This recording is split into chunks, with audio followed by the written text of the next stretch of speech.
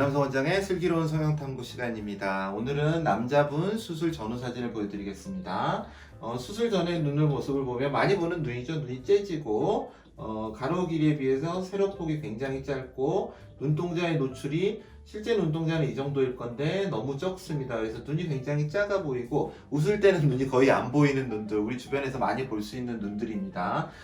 이럴 때 이제 어떤 수술을 선택하느냐의 기로에 섭니다. 남자분이라서 수술을 쌍꺼풀을 이거를 많이 걷어준다고 해서 될 문제는 아닙니다. 왜냐하면 눈하고 눈썹 사이의 거리가 너무 가깝습니다. 이마 거상을 생각해 볼 수도 있는데 젊은 남자분이 선택하기 쉽지 않은 수술입니다. 또 이마 거상을 하게 되면 눈썹이 저처럼 이렇게 동그랗게 들게 됩니다. 그러면은 또 인상 변화가 굉장히 심해지고 환자분이 좀 불편해 하실 수가 있습니다.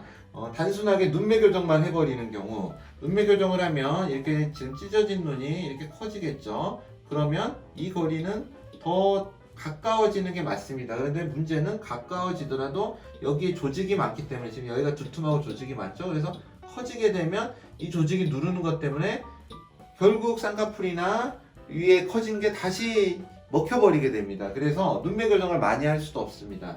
따라서 이제 이런 경우에는 눈매 교정을 적당히 하고, 저는 약간만 눈매 교정을 했습니다. 그리고 주목할 점이 아래 눈동자가 많이 가려져 있죠.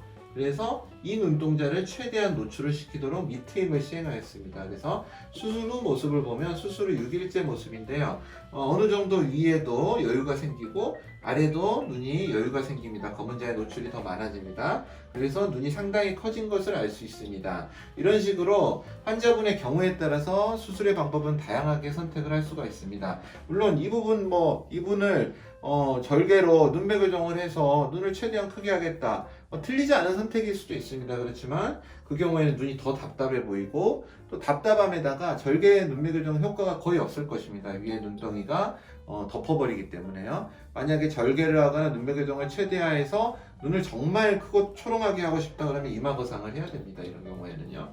이마 거상을 배제하고 이 안에서 해결하고자 하면은 이렇게 하는 수밖에 없을 것입니다. 다양한 방법이 있음을 아시면 좋겠고요. 스스로의 눈의 모양에 비슷한 눈을 찾아서 제대로 된 수술을 하면 좋겠습니다. 감사합니다. 포인트 성형외과 박남석 원장이었습니다.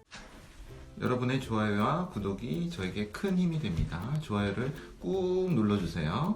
감사합니다.